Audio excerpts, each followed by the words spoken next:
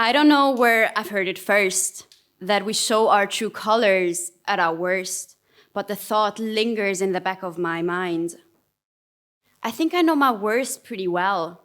It looms like a shadow over me, a warning that any day there could be another flare-up.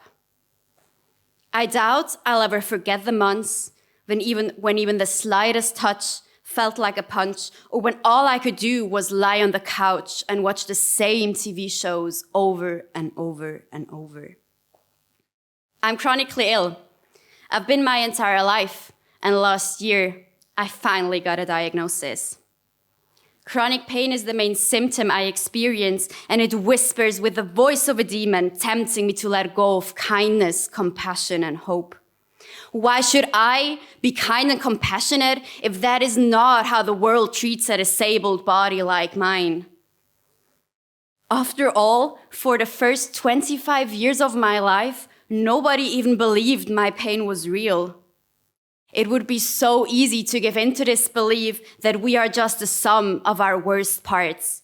I have enough bitterness, enough anger inside of me to have that be an easy thing. But I also have a lot of hope. Hope that our kindness and compassion towards people do matter, even if they are strangers. And the reason for that is art. To me, art can be appreciated or created, and everyone gets to choose what they consider to be art. You might not consider YouTube movie commentaries to be art, but to me, they can be.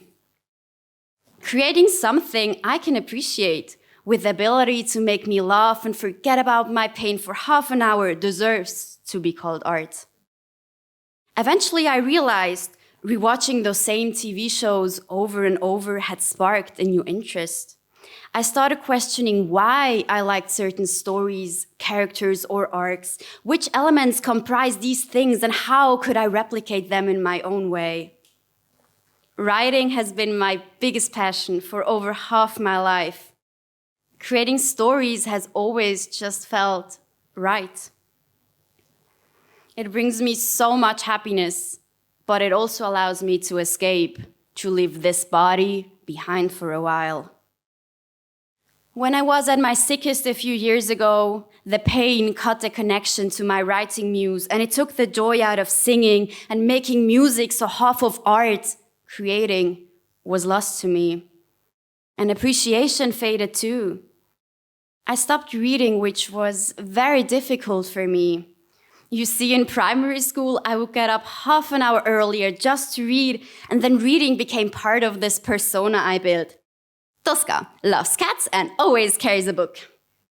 I used it whenever I felt that my eco-minimalism, my queerness, or my health issues wouldn't be appreciated, and that sadly was a lot of places. So this personality trait that I had hyped up myself was gone, and I couldn't recognize myself anymore. I wondered if pain had reduced me to my true colors. Maybe the gray numbness of survival was all that was left of me. And then I watched an animated TV show for kids. The main character loses the ability to walk for a while, like me. She's not getting better, although there is nothing wrong with her, like me. She's isolated from her former life, like me. With time, she got better, and her story gave me hope that I could get better too, and that still means the world to me. Eventually, I got better. Not well, but creating returned to me. That story might not have saved my body, but it saved my mind, making the difference of being alive and living. It returned my most precious gift, the love of writing, back to me. And with that, everything else started to return. Reading was the hardest to get back, though, making me wonder if it was the sacrifice the flare-up had demanded from me. It would have been a high price to pay, even though the persona had started to disappear. I still missed being able to read, to be able to shut off everything around you and being inside a story so deeply that you can see it inside your head. When you think you are going to die every day for 9 months, you start caring less about what people think. At least I did, so I didn't need being a reader as an excuse anymore. It took 4 years, but reading returned to me. And I knew then, whatever this illness would throw at me, it would never again be able to pick me apart into nothingness. The more I create, the more I sing and dance while doing chores around the house, the more I play the piano or discover new painting techniques, the more I write, the less I care about my pain, even if no one ever appreciates what I create. Maybe having a messed up pain dial in my brain also allows me to experience deeper emotions, because the way certain art moves me is just unreal. There is nothing like the serenity of Joe Hisaishi soundtracks or the beautifully animated intricacies of the movies they accompany. The impact they've had on my life is unmeasurable, and I will be forever grateful that they were created. So no, I don't believe that our true colors are our worst parts, even though that thought lingers in the back of my mind. I have too much hope that it matters that we try to do good, to be better. If I hadn't tried, I would still be on that couch.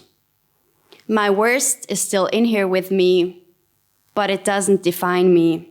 Not when I do everything I can to make this world a better place. I want to leave you with my favorite quote from that animated kids' TV show that saved my life.